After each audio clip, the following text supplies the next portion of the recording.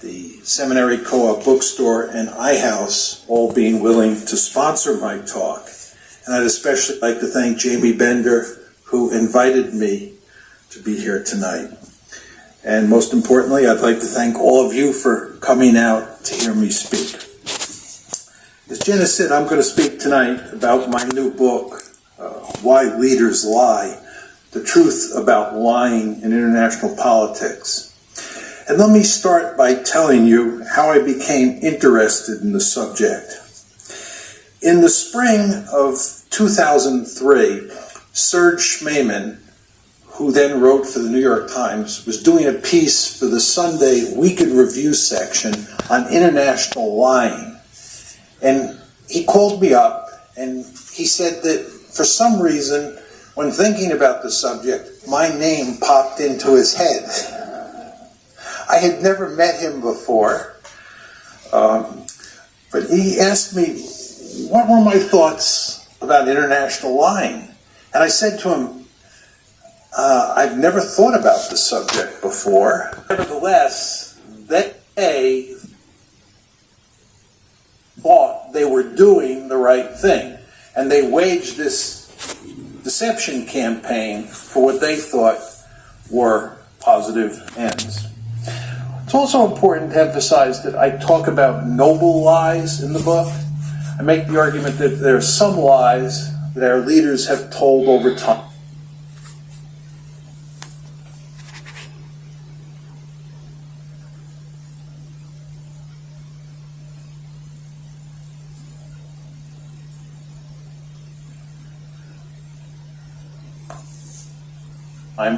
Which I think can be categorized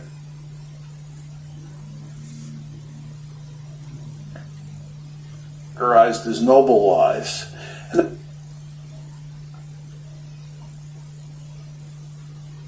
the best example is the lying that President Kennedy did during the Cuban Missile Crisis. In that crisis, Nikita Khrushchev, who is his counterpart on the Soviet side, told Kennedy that he would take the Soviet missiles out of Cuba, provided that Kennedy take the Jupiter missiles, the American Jupiter missiles, out of Turkey. As almost all of you know, Turkey is right next door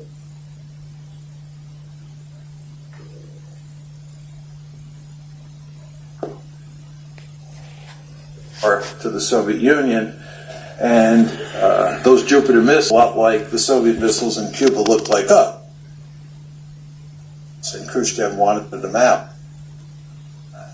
Actually, Kennedy had no problem taking them out, because when he had assumed the office of the presidency in January 1961, he had ordered the Pentagon to take the Jupiter missiles out of Turkey. He didn't want the Jupiter missiles in Turkey, but the Pentagon had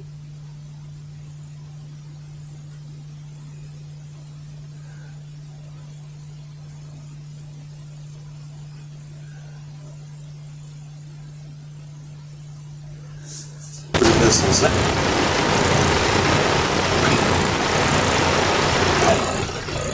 So he was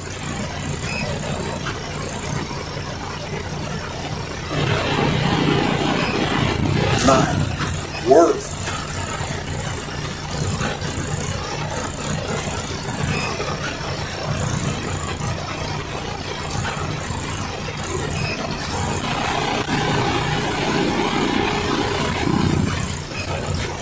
for strategic reasons about those missiles being removed from Turkey.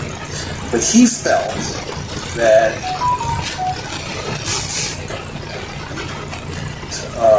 if the American public found out about the deal, he would have to renege on the deal. And he also felt that the Europeans, especially the Turks, found out about the deal.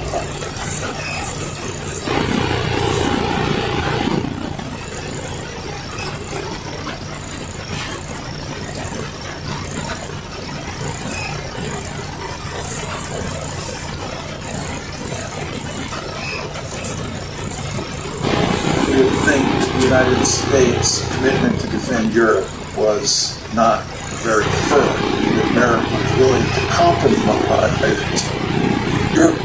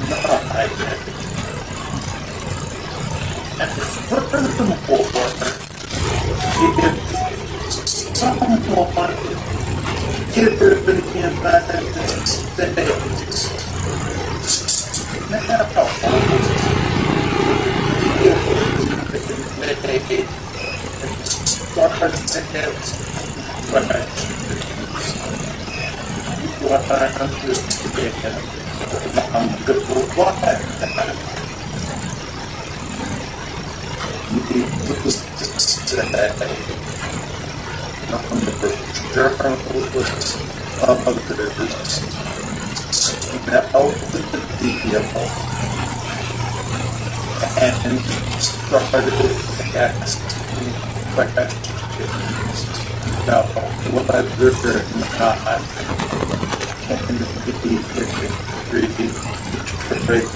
Jews from the Soviet vessels and can be why. Instead, it was such a deal. I believe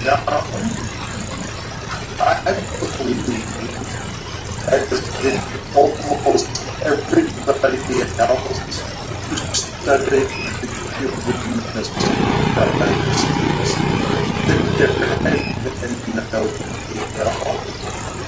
and they can't stood this ground. They can insist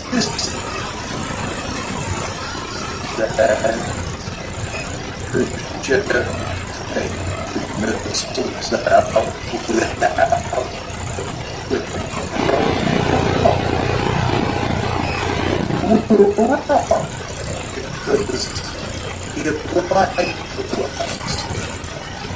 I'm glad he lied to us. And I'm glad that the video, because at the end of the humanist prize, and I think humanist prize was the closest the United States came to war during the Cold War.